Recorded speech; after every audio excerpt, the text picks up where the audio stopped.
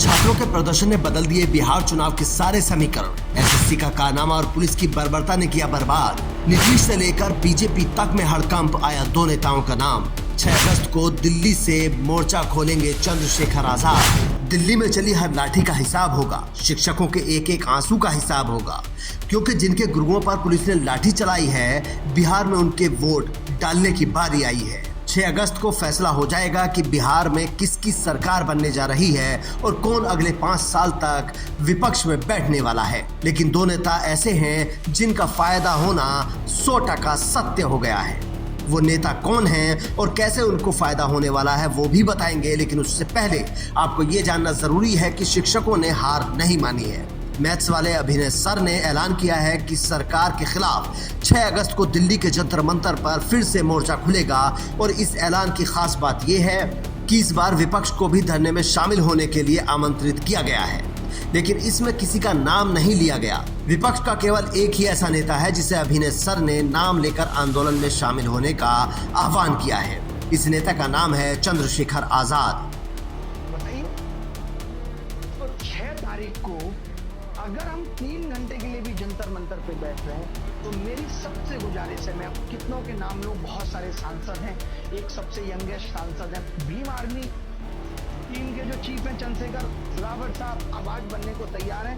हम एग्जैक्ट 150 लोग उस दिन जंतर मंतर पे बैठ के गुजारिश करेंगे कि डीओपीटी मिनिस्टर आकर के बात करें। शायद उनको लग रहा होगा कि देश के शिक्षकों की उतनी औकात नहीं है, लेवल नहीं है कि उनसे बात किया जाए, तो हम चाहते हैं कि देश का विपक्ष हमारे साथ अगर आके बैठता है तो आप उनसे बात कर लीजिए, हमारी आवाज को उनके थ्रू सुन लीजिए, लेकिन सुनिए, ये हम चाहते हैं। अभिनय सर ने एक वीडियो जारी किया है जिसमें कहा है कि हम 6 अगस्त को केवल 150 लोग जंतर मंतर पर आएंगे और डीओपीटी मिनिस्टर से मीटिंग की मांग करेंगे। अगर वो नहीं मिलेंगे तो आगे की रणनीति बनाई जाएगी। लेकिन अभिनय सर ने केवल चंद्रशेखर आजाद का नाम लिया और किसी नेता का नाम नहीं लिया, जबकि उन्होंने राहुल गांधी का नाम लेकर उनकी आलोचना की थी। इसीलिए बीजेपी तो पहले से ही उनके खिलाफ थी, अब कांग्रेस भी उनसे खुश नहीं है। पर कुछ नेताओं को जलन हो रही है कि आखिर शिक्षकों ने चंद्रशेखर आजाद को ही नाम लेकर क्यों बुलाया। क्या वो इतने बड़े नेता हो गए हैं?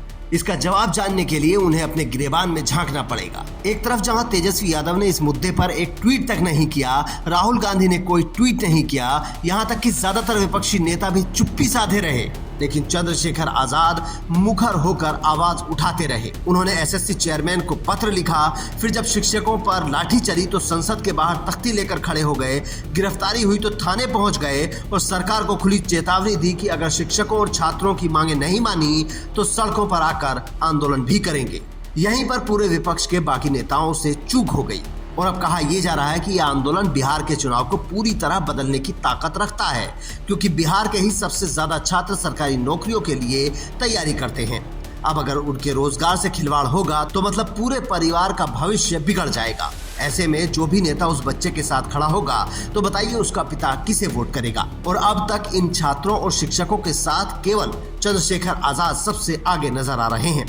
अभिनय सर ने भी उनको नाम लेकर बुलाया है, तो 6 अगस्त को वो हर हाल में वहां जाएंगे। एक और जिस नेता को इसका फायदा मिल सकता है उनका नाम है प्रशांत किशोर, क्योंकि वो भी छात्रों के मुद्दों पर कई बार मुखर रहे हैं। हालांकि इस बार वो उतना जोर लगाते नहीं दिख रहे हैं। आप भी कमेंट करके बता सकते हैं कि क्या सरकार छात्रों और शिक्षकों की बात मानेगी या फिर हमेशा की तरह उन्हें एक बार फिर दिल्ली से बेरंग लौटना पड़ेगा।